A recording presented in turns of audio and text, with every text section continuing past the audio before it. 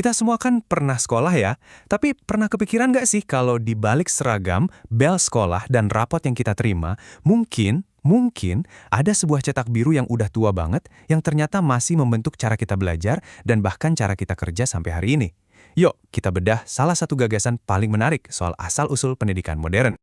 Coba deh pikirin lagi, kenapa ya semua sekolah itu rasanya mirip banget? Ada seragam, ada bel, jadwalnya kaku. Dari Sabang sampai Merauke, bahkan di seluruh dunia, polanya tuh kayak gitu-gitu aja. Apa ini semua cuma kebetulan? Ternyata, ada yang bilang kalau keseragaman ini sama sekali bukan kebetulan, bukan evolusi alami. Ini tuh sebuah sistem yang sengaja dirancang lebih dari 100 tahun yang lalu. Sebuah mesin sosial yang dibangun untuk tujuan yang sangat spesifik.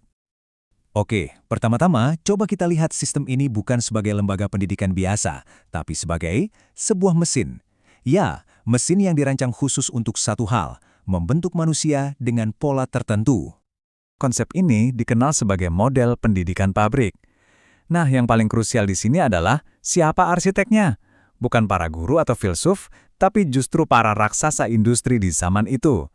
Jadi tujuan utamanya ya bukan pencerahan, tapi produksi tenaga kerja yang efisien. Dan kalau kita ngomongin arsitek utamanya, ada satu nama yang sering banget disebut sebagai tokoh di balik ide besar ini, John D. Rockefeller. Coba kita balik ke masa lalu ya, awal abad ke-20. Pabrik-pabrik lagi butuh jutaan pekerja.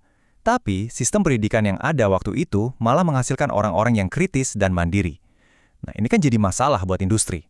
Jadi, di tahun 1903, Rockefeller dan industrialis lain seperti Carnegie mendirikan General Education Board. Misinya, merombak total sistem pendidikan biar pas dengan kebutuhan mesin industri mereka. Dan inilah yang katanya jadi cetak biru dari seluruh proyek ini. Sebuah kalimat yang sering banget dikaitkan dengan Rockefeller dan visinya. Ini bukan sekedar opini, tapi sebuah pernyataan misi yang jelas banget. Tujuan pendidikan yang baru ini adalah menciptakan angkatan kerja yang bisa diandalkan, bukan menumbuhkan para pemikir yang suka bertanya. Di sini kita bisa lihat perbedaannya dengan tajam. Pendidikan yang tadinya buat mencari kebijaksanaan, sekarang geser tujuannya buat menciptakan efisiensi. Fokusnya juga berubah, dari yang tadinya bertanya mengapa, jadi cuma belajar bagaimana caranya.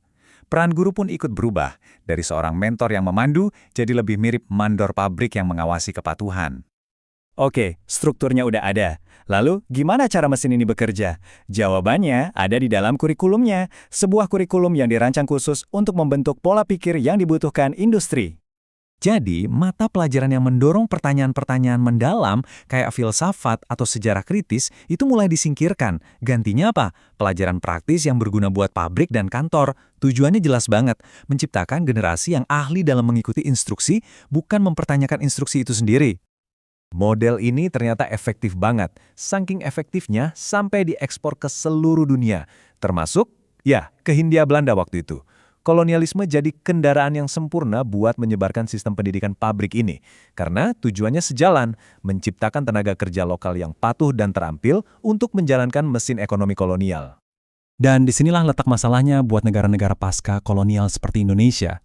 Setelah merdeka, kita mewarisi semuanya. Struktur sekolahnya, gedungnya, bahkan kurikulumnya. Tapi kita mungkin nggak pernah benar-benar bongkar dan tanya, mesin ini tuh dulu dibuat untuk apa sih sebenarnya? Kita hanya terus menjalankannya. Dan pelatihan ini nggak berhenti pas kita lulus loh. Justru ini berlanjut dengan sangat mulus dari ruang kelas, langsung ke ruang kantor.